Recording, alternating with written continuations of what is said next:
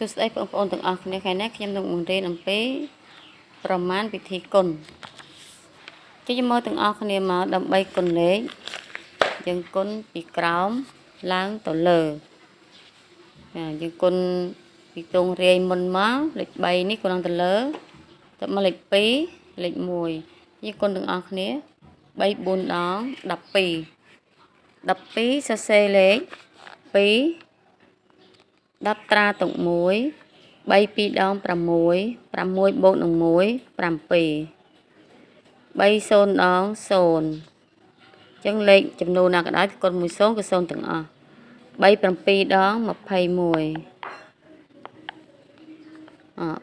ចូលដល់2 2ទង10អញ្ចឹងយើងរាប់មករាយ10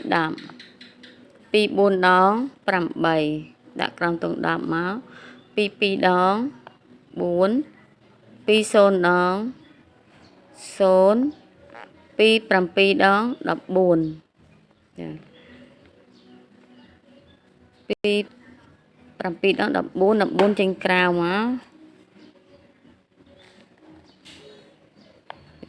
ហើយយើងបូកអញ្ចឹងយើងយក1នេះគុណបន្តទៀត1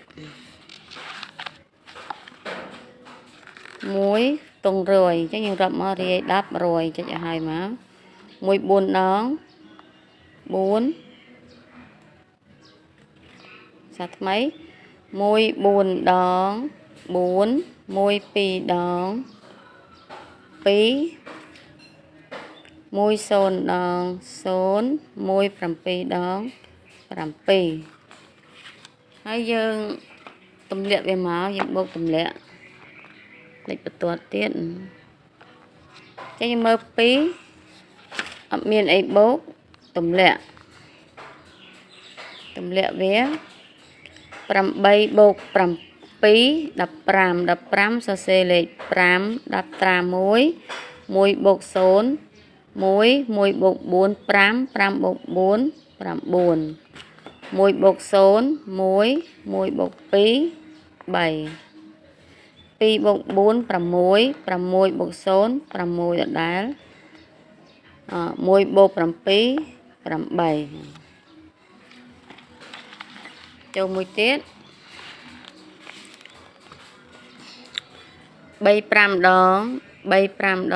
15 សរសេរលេខ5 10ត្រា1 3 4ដង12 12នឹង1 13 សរសេរលេខ3 10ត្រា1 3 3ដង9 9បូក1 10 10សេរី0 10ត្រា1 8 3ដង24ឬក៏3 8ដងក៏24 24បូកនឹង1 25អញ្ចឹងអស់លេខគុណបន្តយើងដាក់ទាំងអស់មកតបមកលេខ4នេះទង10យើងរាប់10មករាយ10មក4 5ដង20 20សេលេខ0 20ត្រា2 4 4ដង16 16នឹង2 18 18សេលេខ8 10ត្រា1 4 3ដង12 12នឹង1 13 13សេលេខ3 10ត្រា1 8 4ដង32 32នឹង1 33ដាក់បូកចូលលេខ2នេះម្ដង2ខ្ទង់រយយើងរាប់មករាយ10រយ2 5ដង10 10សរសេរលេខ0 10ត្រា1 4 2ដង8 8នឹង1 9 3 2ដង6 8 2ដង16អស់លេខគុណបន្តយើងសេទាំងអស់មកថ្ងៃនេះផ្លេចយកបន្ទាត់មកតោះ5អត់មានបូកទម្លាក់3បូក0 3 0បូក8 8 5បូក3 8 8បូក9 17សរសេរលេខ7 10ត្រា1ត្រាតុក1បូក2 3 3បូក3 6